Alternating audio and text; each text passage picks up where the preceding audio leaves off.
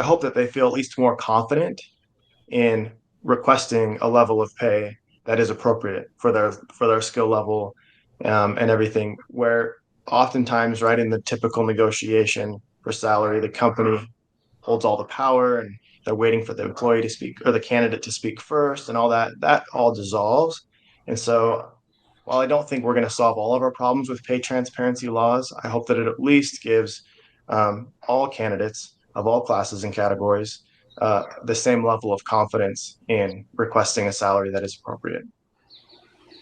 Yeah, and I think the exciting thing, right, is like at the employee level, we're starting to understand what's going into the recipe. Where again, before it was in this black box and you weren't allowed to talk about it at the water cooler. I was going to say as well, I think a lot of European countries have been a lot more progressive in this area as well.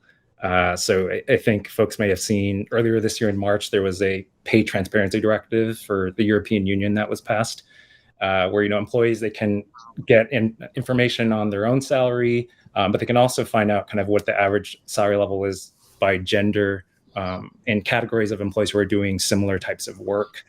And companies are required to report annually on that if they, I think it's more than 250 employees.